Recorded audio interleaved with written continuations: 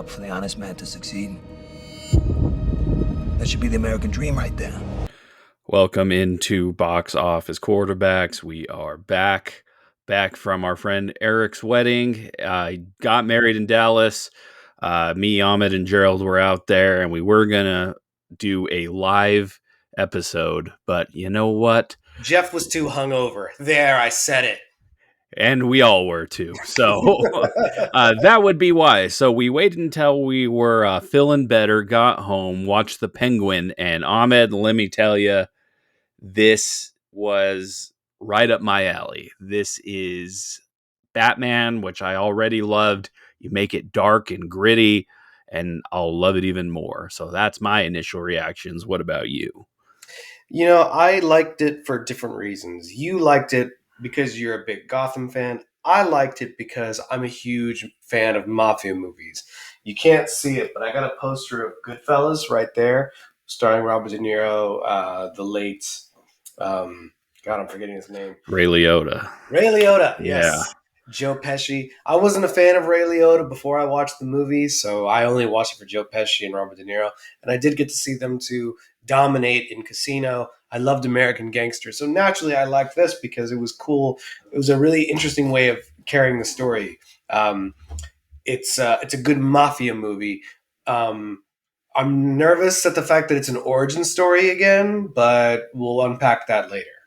Yeah, they did change a lot in the Penguin's origin. In particular, they did change his name from Oswald Cobblepot to Oz Cobb. I know a lot of fans were angry about that because they're changing the comics, but This fictional character. Cobblepot is a very unintimidating name for a gangster, I will say that. So I think they made the right choice there. There's also some ties potentially with the Court of Owls with that change, but you follow Oz 1 week after the events of the Batman when the Riddler floods the city. Falcone is dead. There's a vacuum now to fill his spot, and it's immediately filled by his son Alberto. And that's where we get our first twist of this series is Alberto Falcone, who is the holiday killer in Batman The Long Halloween, is whacked right away. Okay, so he is a real character. He is a real character. There's this arc called the Batman The Long Halloween, and he's basically a serial killer that murders people on, different holidays, on Halloween, on Christmas, all that stuff. But yeah, I loved Colin Farrell, and I love Colin Farrell in the Batman, but you get like an hour and 15 minutes with him, and he's even more charismatic and a lot more scary too. Yeah, that was something that was interesting because I didn't understand why they brought him in the Batman because you have an A-list actor like Colin Farrell in a movie like the Batman, and there was all this teasing and saying, "Oh, he's part of the main cast."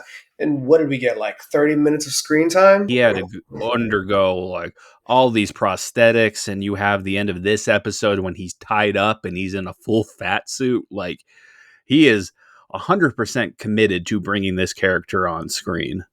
And he does a great job of bringing this character to life. And that's something that I had to as someone who is a fan of mafia movies and has a secret love affair with watching true crime, like behind the scenes of like mobsters saying, this is real, this is not real, this is accurate, this is inaccurate. I love the way they play with certain villains. And so for him, it's one of those where you have to remember that at its core, it is a comic book. It is not supposed to be taken seriously.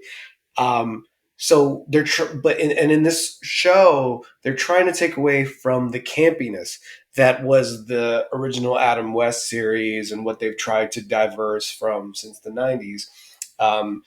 But it's still at the same time something that you're like, how is this supposed to be? Or shouldn't this be? Like the fact that they introduce this young character, Victor Aguilar. And Jeff, you can tell me if he's a real character or not, or do they just throw him in there? So right now it looks like an original creation, but there is a theory that he is a serial killer character in the comics named Victor Zsasz. Victor Zsasz owed a debt to the Penguin and started killing for him. And he's the guy in the comics that every time he kills a victim, he does a slash mark into his skin. So he has all these telling marks up and down him.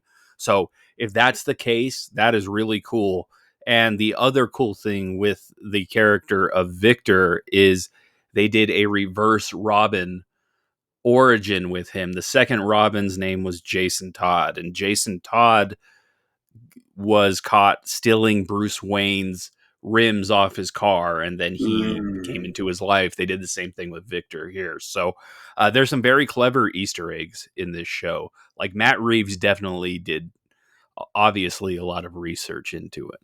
See, and that's something that, as a Batman fan, you can contribute to this because it would have gone over my head. I'd Yeah. be thinking of the cliche, okay, they're bringing this new character. Why the hell is he here? What purpose does he serve? And it's also that idea of, oh, this person just automatically, like, he just, we just got to know him. This vicious, dangerous group. There's a movie. I can't remember what it was called. I think it's called The Outsider with Jared Leto, and he joins the Yakuza. And it's like the idea that somebody who is white was able to become like one of the highest ranking members of the Japanese mafia is far fetched. But this is also a cliche in mafia movies where, oh, the guy that ends up betraying me at the very end was someone you just barely entered into your group. What kind of mob boss are you where you just took in a random guy off the street? Yeah. But so with this, if there is that and it's canon, I'm for it. I'll be a little bit more patient because if it is cliche, it does, hit that God, what's the word? That trope. That Yeah. trope. Yeah. Uh, and the same with the love interest. If these are all tropes, then a part of me is not going to enjoy it as much. But if it's canon, if there's a point to it all, then I'm for it. Because I was all about that open. Yeah, like it's so crazy that the show is so violent because Yeah.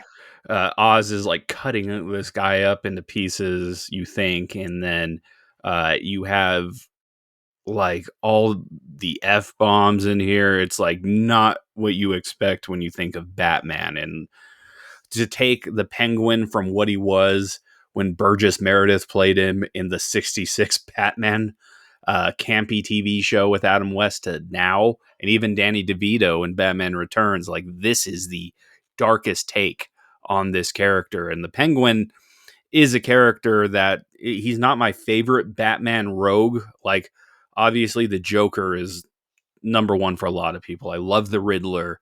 The Penguin's always just kind of been a guy. They really made him multi-layered here, especially with like his mom and that relationship, his club foot, and that's the reason he waddles. Like this is what I think Joker wanted to be with Joaquin Phoenix. They wanted to do like a deconstructed character story on a Batman rogue. This could be 100 times better than that. See, and that was my problem with Joker and why I'm not going to be watching. I should watch it, but I don't want to watch Joker too because my issue is we've come to this point right now in our storytelling where we are trying to revise how we view certain villains. It was cool at a certain point where you could go, oh, okay, this villain is multi layered. But whenever we've come now to a point where we feel so bad for this villain that we start hating the hero. It was a joke with Cobra Kai, but now, Jeff, we're still able to go, no, they're both fucking stupid. And Yes. that was the problem I had with the Joker. You feel bad for him. Oh, this poor guy. He's a monster. He's a serial killer. We shouldn't be feeling bad for him. And that's the thing we're doing with Homelander and the boys, too. And it's the same thing with Narcos. We like Pablo Escobar, but we know he was still a messed up character who did a lot of horrible things, real life things. And so I hope that that's the direction they're going to go with the Penguin, that he's somebody that we can admire as a character, but still know that he was deep down messed up. What we don't want to do is like a certain someone more than we like the guy who's supposed to be the hero. Yeah. I think the best version of this character could be like a Walter White. And that's kind of what we're doing, where you feel sympathetic for him at the beginning. He has this protege now, and he becomes a monster by the end of it. Like, that is what I hope this show can become. Obviously, there's some huge comparisons to The Sopranos. I've not seen that show, so I can't make them. But, like, the fact that we're getting such a gritty character study, like I've said before, is just something that really intrigues me. I love the supporting cast. You have Clancy Brown as Oh. Salvatore Maroni, Mr. Krabs as a straight up mobster. Uh, Hey, he was also the main villain in the Dexter New Blood. Give him some credit. hey, He was also in John Wick 4. So come on, don't sell that man short.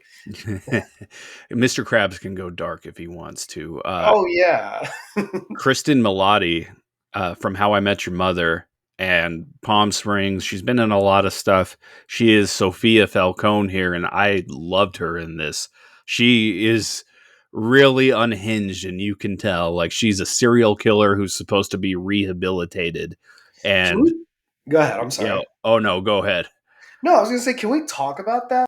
That character, Sophia, she does a great job of having an innocent face, but isn't trying very hard, and that's what's so gripping about her character, because she makes you think that, like, okay, maybe it's just me. Like, she keeps you guessing, and that is perfect for an antagonist. That is perfect for a character, not a female character, not a male character, for a character. It is perfect. So I can't wait to see what happens with her. I also can't wait to see that scene where she's in jail and she realizes he sent me here, and then she's just plotting her revenge. I cannot wait for that.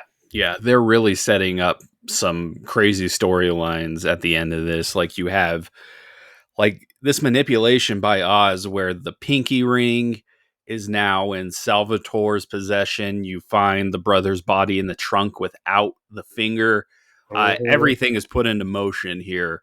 It is so good. Obviously, we're going to revisit it at the end of the season, Ahmed. But if I were to give this a score on our scale right now, probably be an all-star. Like, it is teetering already on a Hall of Fame.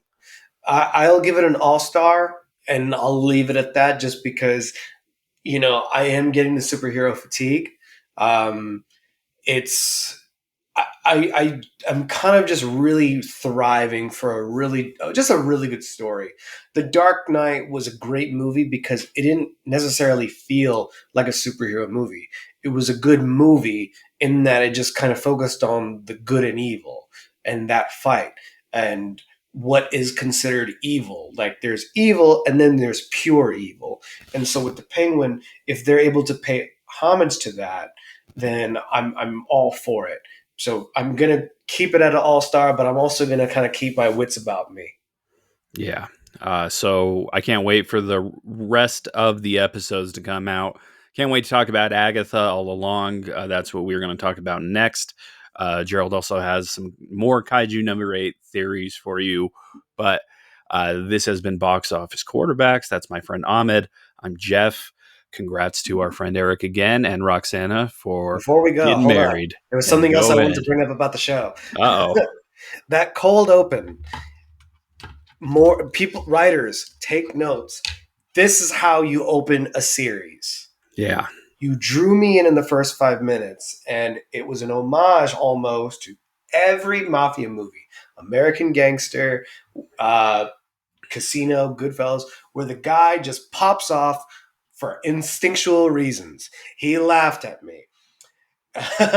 In Goodfellas, Joe Pesci shoots at the guy's feet and shoots him because he stood up for himself. The guy Yeah. said, "Why don't you go fuck yourself, Tommy?"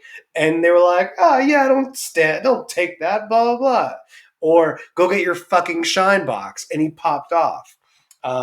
Creed, Adonis Creed popped off because the guy called him Baby Creed. That's true.